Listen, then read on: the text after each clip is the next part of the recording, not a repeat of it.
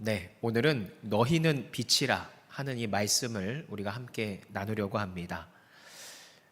제가 매주 그리고 매년 느끼는 거지만 특별히 우리 수요 저녁 예배 오시는 성도님들, 온라인이든 현장이든 참여하시는 성도님들은 정말 귀한 알곡과 같은 분들이다라는 생각이 들어요. 이분들은 정말 피곤하시고 일이 있으심에도 정말 멀리 누군가는 또 계심에도 꾸준히 매주 나오시는 분들이기 때문에 그렇죠. 정말 하나님께서도 우리 성도님들의 그 수고 또 그 열심을 아시리라 믿습니다. 그래서 현장 예배 그리고 온라인 예배 이 수요 예배 늘 참석하시는 하나님께 예배드리시는 성도님들 모두에게 하나님의 한없는 은혜가 임하시기를 축원합니다. 오늘 이 마태복음 5장의 말씀을 우리가 나누려고 하는데, 빛이라는 것이 정말 중요한 요소이죠. 생각해보면 빛이 없으면 우리는 살 수가 없습니다. 빛이 없으면 우리가 먹는 채소도 자라지 못하고요. 그리고 그 채소를 먹고 자라는 소들이라든지 또 돼지들 등등 여러 동식물들이 자랄 수 없게 되기 때문에, 또한 그것은 우리가 먹고 마시게 되는 그런 것들과도 직접적인 연관이 있게 되기 때문에 정말 빛이 없다라는 것은 결국 오늘날 우리도 제대로 살아갈 수 없다, 이런 것을 뜻하는 거죠. 그만큼 빛이라고 하는 것은 너무나도 중요한 겁니다. 우리의 생명과도 직결되어 있는 것이 바로 빛이라는 요소라고 하는 거죠. 그런데 이런 중요한 빛의 가장 첫 번째 기본적인 역할은 뭘까요? 빛이라고 하면 생각나는 것, 바로 어둠을 밝혀주는 기능이겠죠. 여러분들이 아마 과거에 우리 권사님들 어린 시절에는 전기라는 것이 정말 동네에 한 집, 막 두 집 이렇게 들어올 때가 아마 있으셨을 거예요. 저도 저희 어머니한테 전해 들은 그런 것들로만 알고 있는데, 그때는 또 불빛도 이렇게 하얗고 밝은 불빛이 아니라 그때는 다마 막 이렇게 해가지고 그 막 깨지기 쉬운 그거 있죠, 필라멘트 전구. 그래서 이거 막 뜨거운데, 그 백열 전구죠. 그거 하나 이렇게 탁 키면은 완전 깜깜했던 세상에서 어떻게 됩니까? 그 조그만 방이 환하게 이제 비추어지는, 그렇죠. 아마 그것을 기억하고 계실 거예요. 마치 그것처럼 이 빛이라고 하는 것은 아주 칠흑같이 어두운 것을 밝게 해줘서 뭔가를 드러나게 하는, 바로 이것이 빛의 정말 근본적인 역할이다라고 하는 거죠.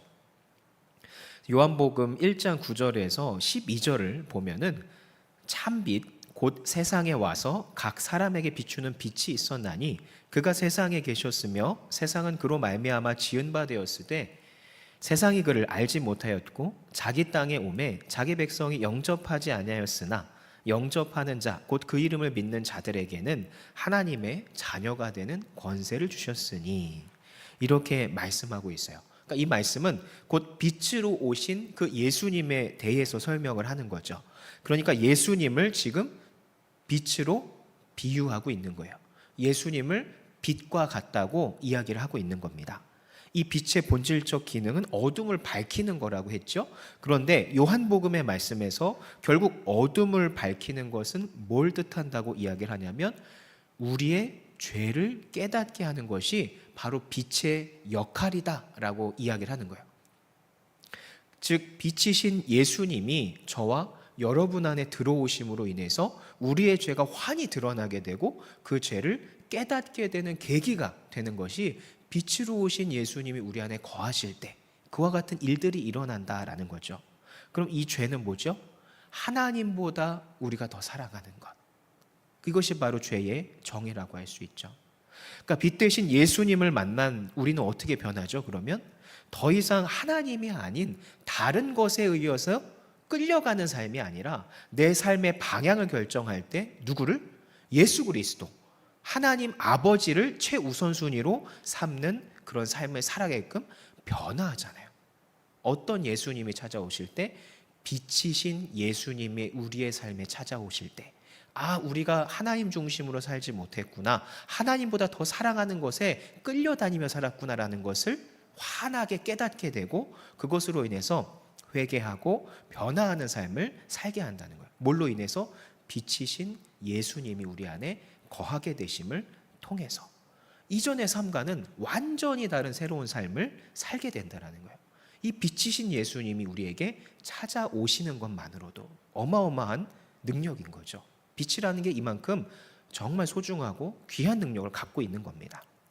즉 변화된 우리는 예수 없이는 살 수 없는, 예수를 빼고는 우리의 삶을 설명할 수 없는 그런 삶을 이제 살게 되죠. 이러한 빛은 예수를 모르는 사람으로 하여금 결국에는 예수를 알게 하는 것이고 믿게 하는 것이고 죽을 수밖에 없던 영원한 지옥의 삶에서 영원한 생명인 천국으로 이르는 삶으로 뒤바뀌는 놀라운 그런 역할을 하게 되는 거예요. 빛이라는 것이.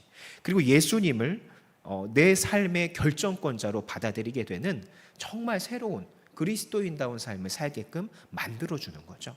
이게 바로 주님의 그 빛의 능력인 겁니다. 이 모든 것이 다시 한번 어디에서 시작한다고요?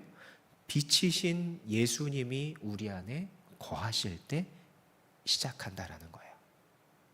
우리 성도님들 안에는 이미 그 빛이신 예수님이 늘 살아계실 줄 믿습니다. 아멘. 오늘 본문에서 예수님께서는 그런데 우리를 향해 이렇게 말씀을 하세요. 너희는 빛이라. 뭐라고요? 너희는 빛이라. 잘 생각해 보시면 너희는 빛이 될 거야. 빛이 되어야 돼. 이런 미래형이 아니에요. 뭐라고 하는 거예요? 이미 너희는 빛이다라고 말씀을 하고 계세요. 그러니까 이야기는 뭐냐면 예수를 믿기로 작정한 우리는 이미 빛이다라고 주님이 선포해 주고 계신 거예요. 이 차이를 아시겠습니까? 우리가 미래에 어떤 거를 해야 빛이 되는 것이 아니라 예수 믿는 우리는 이미 주님이 그 빛이신 것처럼 우리도 그와 같은 빛으로 이미 존재하고 있다고 주님이 말씀하고 계신다라는 거예요. 그런데 이 빛은 어마어마한 힘을 갖고 있는데 15절을 보면 사람이 등불을 켜서 말 아래에 두지 아니하고 등경 위에 두나니 이러므로 집안 모든 사람에게 비치느니라. 빛은 앞에서도 말씀드렸듯이 환히 비추는 힘을 갖고 있다고 했어요. 뭘 비추죠? 어둠을 비춘다고요. 어둠이 뭐였습니까? 죄를 환하게 비춰서 드러나게 하는 역할을 하는 것이 빛이라고요. 우리를 예수님이 그런데 뭐라고 했죠? 우리 스스로가 이미 빛이라고 말씀을 하셨다라는 거예요. 이 빛은 죄를 환하게 비추는 능력을 갖고 있는 것인데, 즉 바로 예수님과 같은 그 빛의 능력을 우리가 뭐 했다는 거예요? 이미 가지고 있다라는 거예요. 주님이 그 죄인의 그 죄들을 환하게 비칠 수 있는 그 빛의 능력을 보여주신 것처럼 우리에게도 그와 같은 빛의 능력이 이미 우리 안에 있다라는 거죠. 지지난주에 제가 삭개오에 대해서 말씀을 드렸었죠. 삭개오의 집에 누가 찾아오셨어요? 예수님이 오셨어요. 그때 예수님은 빛이시죠. 그 빛이신 예수님이 삭개오의 집에 가심을 통해서 삭개오가 어떻게 변했습니까? 내가 하나님보다 재물을 더 사랑하는 삶을 살았구나. 이것을 깨달아서 회개해서 회개의 완성을 순종으로 보여주는 그런 변화된 삶으로까지 갔었잖아요. 하나님보다 더 사랑했던 그 재물을 더 이상 삭개오는 신경 쓰지도 않는, 중요하지도 않는 그런 변화된 삶을 빛이신 예수님이 그 삭개오의 집에 들어가심만으로 인해서 그와 같은 기적이 일어났다라는 거예요. 이것이 빛의 능력인 거죠. 정말 어마어마한 능력이 한 사람의 삶을 송두리째 바꿔버리는 것이 바로 이 빛의 능력이라는 거죠. 그런데 오늘 말씀에서 누구를 빛이라고 하신다고요? 저와 여러분을 이미 빛이라고 선포를 하셨다라는 겁니다. 놀랍지 않으세요? 우리에게 이런 대단한 능력이 있다는 것. 놀랍지 않습니까? 믿지 않는 자들로 하여금 죄를 깨닫게 하고 주님께로 향하게 할 수 있는 능력이 저와 여러분에게 이미 내재되어 있다라고 한다는 거예요. 세상에 어떤 영웅이나 어떤 위인이, 어떤 유명인사가 이런 능력을 가지고 있겠어요? 슈퍼맨, 대통령, 스포츠스타, 아이돌, 그 누가 이 위대하신 주님의 그 빛의 능력을 이미 갖고 있겠어요? 오직 예수를 믿는 우리들에게 그 능력이 내재되어 있다라고 한다는 거죠. 그 대단한 빛의 능력을 저와 여러분이 이미 가지고 있다라는 거예요. 예수님께서 분명 말씀하셨습니다. 너희는 세상의 빛이라고. 우리는 세상 가운데 그런데 살아가죠. 그런데 세상엔 예수 믿지 않고 모르고 살아가는 사람들로 가득해요. 그런데 그들을 하나님께로 돌이킬 수 있는 능력이 결국 이미 우리는 갖고 있다라고 한다는 거죠.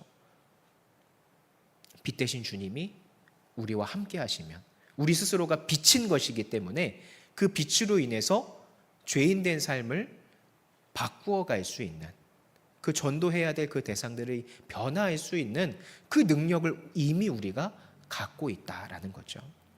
그럼 우리가 구해야 할 것은 뭡니까?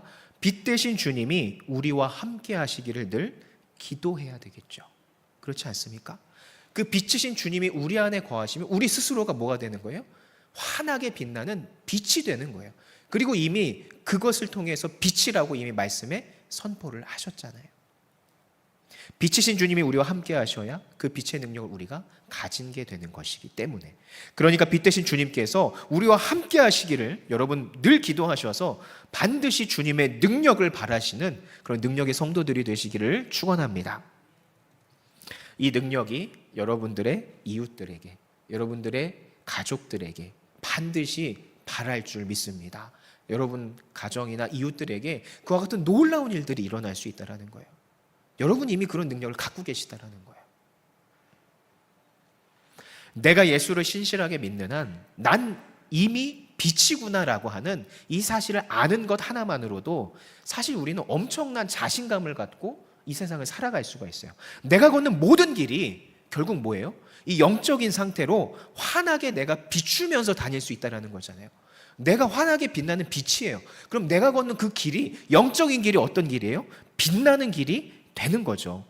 그 빛으로 인해서 예수를 모르는 사람은 예수를 알아보게 되고 깨닫게 되고, 하나님의 역사를 경험하지 못한 사람들이나 그 장소는 하나님의 역사가 일어나고 경험하게 되는 그런 현장을 여러분들이 만들어갈 수 있다는 거예요. 그 빛의 능력으로. 여러분은 이미 빛입니다. 그렇기 때문에 우리가 주눅들거나 실망하거나 그럴 필요가 없다는 거예요. 삭개오의 집에 거하러 들어가신 예수님이 그 빛으로 삭개오를 변화시키셨듯이 예수님이 함께 하시는 여러분도 그 빛의 능력을 이미 가지고 있기 때문에 충분히 그 능력을 예수님처럼 발할 수 있다는 거예요. 이것이 얼마나 여러분에게, 우리에게 힘이 되는 말씀입니까? 엄청난 영적인 자신감을 우리가 가질 수 있는 오늘의 말씀이에요. 너희는 이미 빛이다 라고 하는 오늘 이 말씀이. 나는 그저 아마도 평범한 존재라고 생각했을 거예요. 나는 믿지 않는 이들에게 큰 영향을 주지 못해. 그런데 실은 어마어마한 능력이 내 안에 있었구나 라는 것을 깨닫게 하는 것이 바로 오늘의 말씀인 거죠. 그러니까 이 이야기는 어떤 영웅 서사적인 그런 비슷한 형식의 내용과도 좀 맞물릴 것 같아요. 영웅 서사 하면 뭐죠? 평소에 별로 능력 없어 보이고 평범한데, 그리고 오히려 더 괄시받고 천대받던 어떤 주인공이 있어요. 보통 무협 소설이라든지 뭐 판타지 소설이라든지 옛날에 그 막 영웅 신화 같은 그런 데서 나오는 구조들인데, 그런데 주인공이 어떤 특별한 계기를 통해서 각성을 하게 됩니다. 그래서 내가 생각보다 능력을 갖고 있구나, 그 자각을 하게 되죠. 그래서 짧은 시간에 엄청난 것들을 이제 막 습득을 하게 되면, 그래서 어마어마한 능력을 가진 사람이 돼서 막 세상을 구한다든지 어떤 목표를 이룬다든지, 이게 바로 영웅 서사의 구조를 갖고 있는 바로 이제 그런 내용들이거든요. 마치 이런 영웅 서사적인 그런 뛰어난 능력을 우리가 알게 되는 것 같은 그런 느낌이라는 거죠. 나 정말 별로 능력이 없던 사람으로 생각하고 살았는데, 나의 삶에는 그런 기적이 별로 많이 있진 않았다고 생각했는데 알고 보니까 나한테 이런 어마어마한 능력이 있네. 한 사람의 삶을 바꿀 수 있는 어마어마한 빛의 능력을 내가 갖고 있네. 바로 이런 상황이라는 거죠.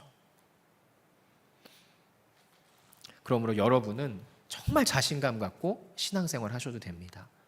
여러분은 이미 빛이시기 때문에 어마어마한 능력을 이미 갖고 계신 거예요. 그렇기 때문에 여러분이 살면서 내가 전도에 영향을 끼치지 못했네. 내가 내 삶에 많은 경험을 하나님의 능력을 체험하지 못했네. 주눅 드실 필요가 없다고요. 이미 여러분은 빛이라는 어마어마한 능력을 가졌다는 사실을 깨달으셨기 때문에 정말 자신감을 갖고 여러분의 영적인 신앙생활을 하실 필요가 있다라는 거예요. 그런데 결국 우리가 이 빛이려면 빛이신 예수님을 우리 안에 모셔야 돼요. 그렇죠? 우리는 이미 빛이긴 한데 이 빛이기 위해서는 주님을 우리 안에 모셔야 우리가 빛으로서 바라는 거잖아요. 그런데 이것을 위해서는 우리가 한 3가지 정도가 필요한 게 있어요. 뭐냐면 첫째로는 말씀을 늘 가까이 해야 한다라는 거예요. 요한복음 1장 1절을 한번 보면 한번 좀 띄워주시겠어요?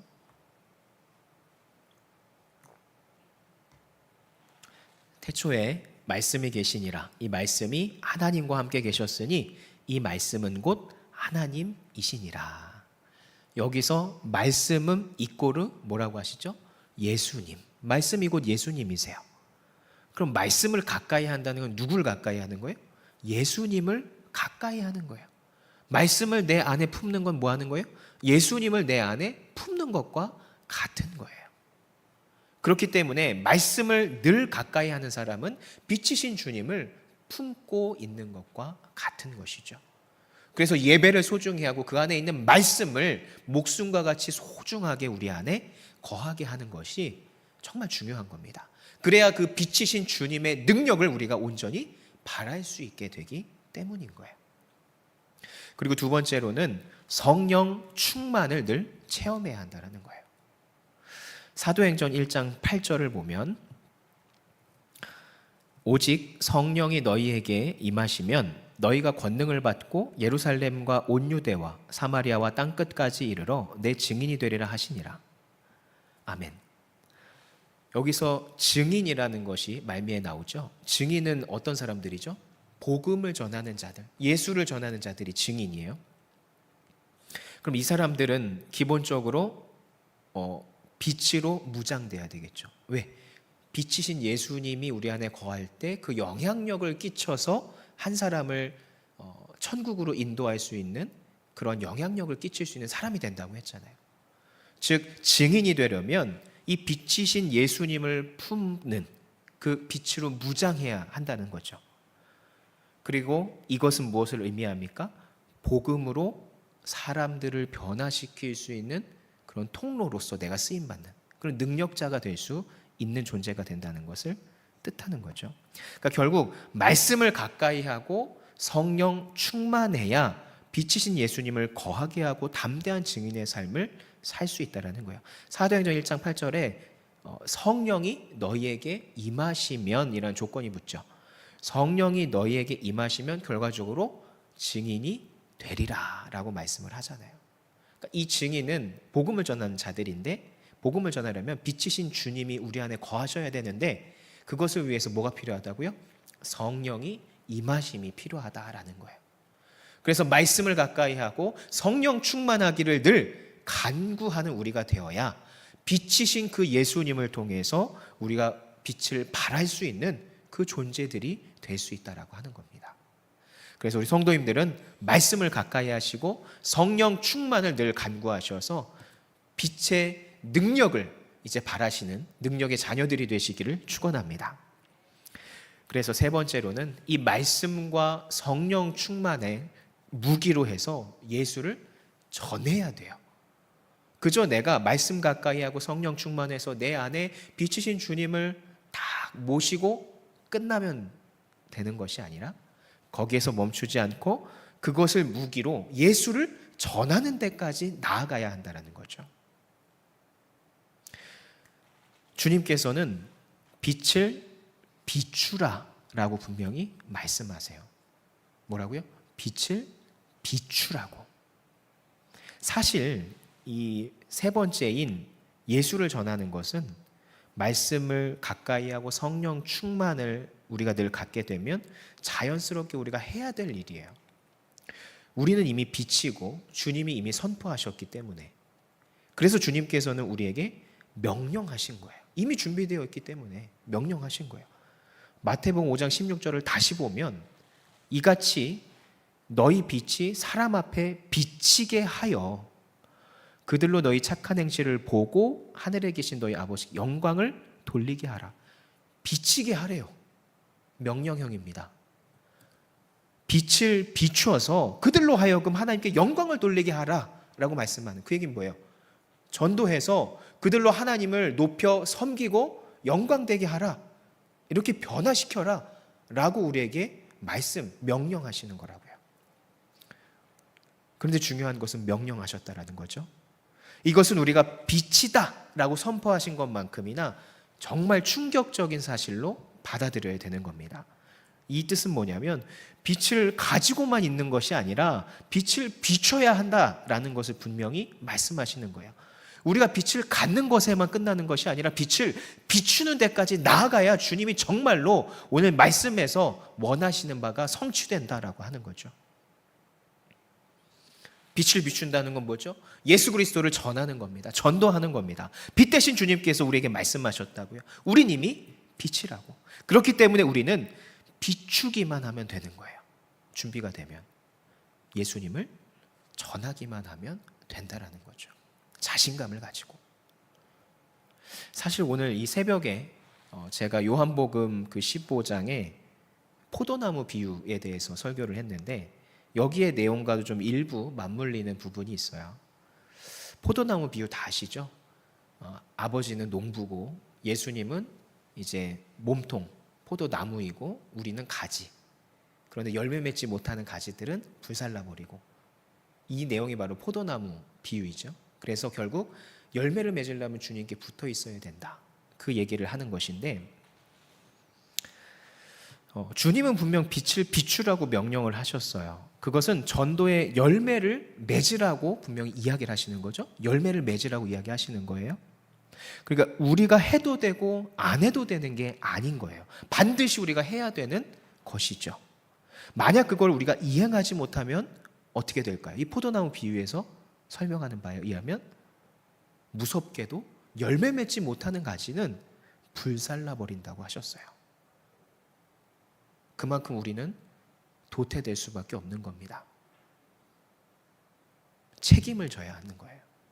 하나님이 우리에게 베푸신 은혜가 있고 우리에게 빛이라고 이미 그 능력을 주셨으면 우리는 그것을 사용해야 될 반드시 책임이 있다라는 거죠. 반드시 우리의 입술을 통해서, 우리의 행실을 통해서 예수를 전해야 될 우리의 책임이 있다라는 거예요. 이걸 우리가 정말 거룩하게, 때로는 부담스럽게 받아들였으면 좋겠어요. 그러므로 더 이상 물러나지 마시고요, 빛을 비추시기 바랍니다.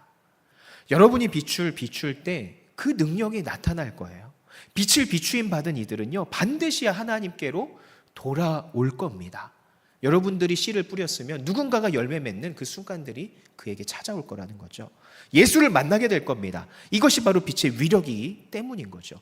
실패함이 없으신 하나님, 그 하나님을 믿고 의지하고 선포하며 우리가 예수를 전할 때 반드시 언젠가는 그 열매가 맺어진다라고 하는 거죠.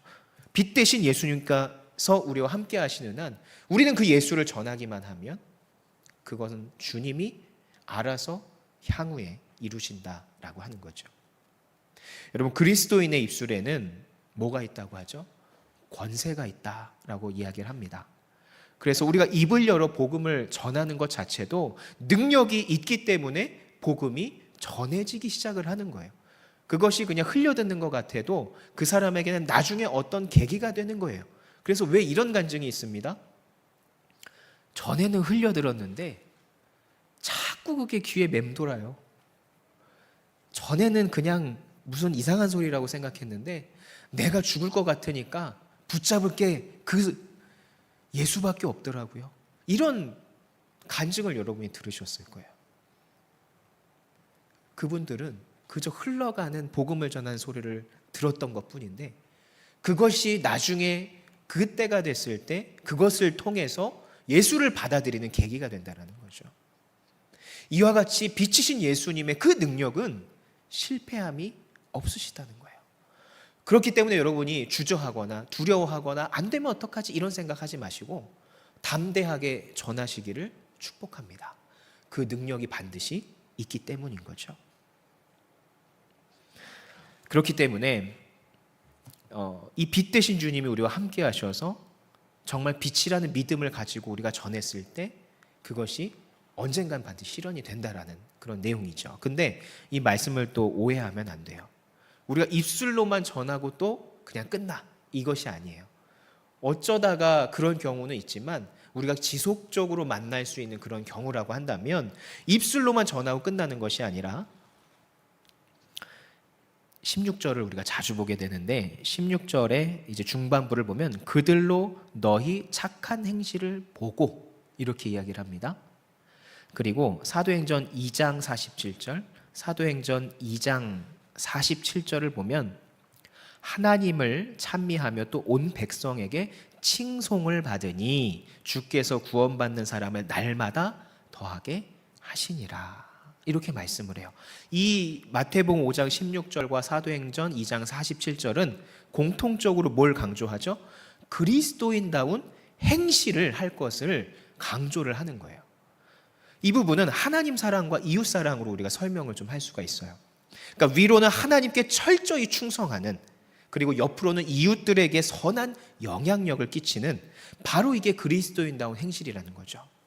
뭐라고요? 그리스도인다운 행실은 다른 게 아니에요. 위로는 하나님께 충성하고 철저하게 예배 중심으로 생활을 하고 옆으로는 우리의 주변 가족들, 이웃들에게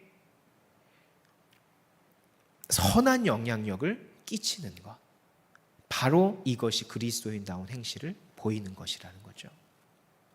그러니 여러분이 복음을 전하려면 이 두 방향으로 여러분들의 행실을 주의해야 하는 겁니다.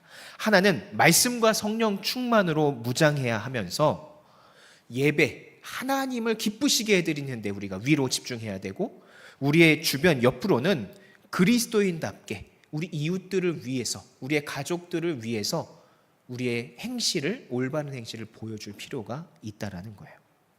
내가 조금 손해봐도 에이 그냥 퍼준다 생각하고 넘어가 주기도 하고, 때로는 바보라고 이렇게 한 소리 들어도 오히려 그걸 통해서 예수가 그 안에 들어갈 수 있다고 한다면 그것으로 나는 만족하나, 이런 마음가짐으로 우리가 그들에게 다가가야 한다는 거죠. 이런 선한 영향력을 끼쳐야 한다는 거예요. 바로 이 모든 것들이 준비되어져 가고 준비가 될 때 비로소 우리의 복음의 그 전함은, 그 능력이 배가 되는 거예요. 진정한 빛의 위력을 발휘하기 시작한다는 거죠. 그리고 이렇게 준비하는 것이 왜 중요하냐면 이 준비를 하는 것만으로도 자신감과 우리 안에 반드시 이루어지리라는 믿음이 샘솟게 되기 때문인 거예요. 여러분, 시험 준비를 할 때 아무래도 공부를 좀 많이 하고 문제도 많이 풀어본 사람이 그래도 어느 정도 성적 이상은 하겠지라고 하는 그 확신이나 믿음이 좀 있을 거 아니에요. 아무것도 안 한 사람은 마음은 편하지만 어떻죠? 성적을 전혀 기대할 수 없잖아요. 그리고 우리가 부흥회 때라든지 특별 새벽 기도회 때라든지 우리가 미리 특세를 통해서 준비하잖아요. 그렇죠? 그래서 우리의 영과 우리의 몸을 영적으로 단련시켜서 준비를 하는데, 그럼 그 기간 동안 뭐가 올라옵니까? 하나님을 향한 기대감이 올라오잖아요. 부흥회에 나한테 어떤 말씀을 주실까? 어떤 체험을 하게 하실까? 어떤 깨달음을 주실까 하는 그 기대감. 그래서 반드시 하나님이 이번 기간을 통해서 나에게 뭔가 이루어 주실 것 같아 라고 하는 그 믿음이 생기잖아요. 이런 맥락과 비슷하다는 거예요. 전도를 할 때는 바로 우리가 이와 같은 준비를 해야 되는 거예요. 위로는 하나님을 예배하는 준비, 옆으로는 우리 이웃들에게 선한 영향력을 끼치는 이 준비를 해나갈 때, 내가 진짜 이렇게 열심히 했는데, 내가 주님 믿으면서 의지하면서 여기까지 왔는데 정말 어떤 변화가 일어나지 않을까 하는 그 믿음이 우리 안에서 샘솟는다는 거죠. 이와 같은 전도에도 준비가 필요하다는 거예요. 그리고 이런 준비를 통해서 믿음과 확신을 가질 때 그 빛의 능력이 정말 어마어마하게 그 파급력이 있다라는 거죠. 그 빛의 능력을 정말 어마어마하게 체험하시는 우리 성도님들 되시기를 축원합니다. 아멘. 그런데 마지막으로 우리가 조심해야 될 부분이 있어요. 뭐냐면 두려움입니다. 여러분, 믿음은 뭐죠? 믿음은 의심하지 않는 거예요. 그럼 믿음의 걸림돌은 뭐죠? 두려움이겠죠. 이 두려움 때문에 우리가 의심을 하게 되고 주저주저해서 순종을 못하게 하는 거잖아요. 두려움 때문에. 그래서 믿음과 두려움은 이 상관관계가 항상 있는 거예요. 그래서 성경을 보면 아브라함이 두려움에 가득 차서 어떤 행동을 합니까? 아내를 파라오에게 내어준다든지 뒷걸음질 친다든지 하나님이 가라고 하신 곳으로 가는 게 아니라 다른 곳으로 간다든지 이런 모습을 보여주죠. 그리고 베드로가 예수님을 향해서 무리를 걸을 때 그때 성경에 어떻게 표현이 되어 있냐면 풍랑이 휙 하고 부니까 두려워서 물에 빠져 들어가는지라 라고 표현이 되어 있습니다. 정말 번역을 잘했다고 생각해요. 실제로 풍덩 빠진 게 아니라 점점 늪에 빠지는 것처럼 빠져 들어간다 이렇게 표현이 되어 있어요. 그 얘기는 뭡니까? 바람이 불고 하니까 두려움이 점점 커지겠죠. 그 두려움이 커지는 만큼 베드로가 물 아래로 점점 가라앉는 거예요. 이게 어마어마한 굉장한 비유 아닙니까? 그만큼 이 두려움과 믿음 간에는 이런 상관관계가 있다라는 거예요. 그래서 우리가 복음을 전할 때는 이 믿음이 확실하게 확고하게 잡혀져 있어야 됩니다. 그렇지 않으면 우리가 입술을 열어서 준비되어 있지 않으면 전도를 하려고 할 때, 권면이라도 하려고 할 때 우리 안에 두려움이 몰려오기 시작하죠. 여러분들 경험이 있으실 거예요. 내가 이 사람한테 교회 한번 와. 예수에 대해서 그래도 얘기는 좀 꺼내봐야 되는데 그 앞에만 가면 어떻게 되죠? 작아져요. 그게 바로 두려움이 몰려오는 거잖아요. 창피함이라는 두려움. 막 거절당하진 않을까 하는 두려움. 전도가 안 되면 어떡하지? 하는 그 두려움. 괜히 이거 괜한이라는 거 아닌가? 관계가 이상해지는 거 아니야? 하는 그 두려움들. 그런데 이 두려움의 대상이 더 심각한 건 예전엔 이웃들이었어요. 왜? 우리 가족들 다 믿으니까. 근데 오늘날에는 가족들이 더 어렵습니다. 우리 가족들도 믿음 생활 안 하는 가족들이 너무 많아요. 심각한 일이에요. 어려운 일이에요. 이 가족들에게 복음을 전하는 것만큼 또 신앙을 권면하는 것만큼 어려운 일이 없어요, 사실. 그렇기 때문에 더 그 두려움이 더 큰 거예요. 가족은 늘 마주치며 살아야 되잖아요. 늘 관계를 가지고 살아야 되잖아요. 그렇기 때문에 뭔가 하나 수가 틀려버리면 이걸 어떻게 견디지? 하는 그 두려움이 더 크게 온다는 거죠. 이렇게 설명을 하면 이 전도에 대한 두려움이 막 공감이 많이 되실 거예요. 그렇지. 전도라는 것이 참 어려운 거야. 라는 게 아마 공감이 되실 거예요. 부담도 되시고. 그런데 이 두려움이 왜 온다고요? 제대로 준비하지 못했을 때, 하나님과의 관계에 대한 준비, 이웃들과의 관계에 대한 준비가 제대로 안 되었을 때 그 두려움이 우리에게 찾아온다는 거죠. 근데 반대로 우리가 작정을 하고 열심으로 그 준비를 하고 있다고 한다면 그렇지, 주님 내 안에 계셔. 나는 이미 활활 타오르는 그 빛으로 비추고 있는 거야, 영적으로. 그럼 그 자신감 하나 가지고 선포하면서 나아가는 거예요. 그 자신감의 차이가 얼마나 크겠습니까? 그 확신적인 믿음이 있으면 그 두려움은 아무것도 아닌 게 된다는 거죠. 그래서 전도할 때도 이런 준비가 필요하다라는 거예요. 두려움이 앞서면 빛은 사그라지기 때문에 철저한 준비를 통해서 두려움이 얼씬도 하지 못할 그런 강인한 믿음을 우리가 준비해야 한다는 거예요. 여러분, 전도할 때 아무리 우리가 복음을 전해도 그 결과가 안 좋을 수 있어요. 그런데 잘 생각을 해보세요. 정말 전도할 때 우리가 빛이라는 사실을 자각하고, 나 불로 활활 타오르고 있어, 나 이미 환하게 비추고 있어, 이런 빛이라는 그런 의식을 가지고 여러분들이 복음을 전도한 적이 있는지 한번 생각해 보세요. 아마 별로 없으실 거예요. 그냥 의무적으로 하거나 하는 경우가 아마 많이 있었을 거예요. 정말 전도할 때 우리가 빛이라는 사실을 믿고 선포하면서 자신감 있게 전도한 적이 있냐는 거죠. 정말 두려움 없이 당당하게 그렇게 하신 적이 있냐는 거예요. 빛 대신 그 주님의 능력을 확신에 차서 전도한 적이 있냐는 거죠. 오히려 두려움이 앞서서 뒷걸음질 치는 그런 경우가 많지 않았느냐 하는 겁니다. 여러분, 우리 성진교회에 하반기에 아주 풍성한 시간들이 준비가 되어 있습니다. 9월 첫 주에는 음악회, 9월 8일에는 음악회가 준비되어 있고, 또 9월 마지막 주에는 바자회가 준비가 되어 있어요. 그리고 10월에는 부흥회도 계획이 되어 있습니다. 이번에는 저희가 아주 은혜로운 목사님을 모실 생각입니다.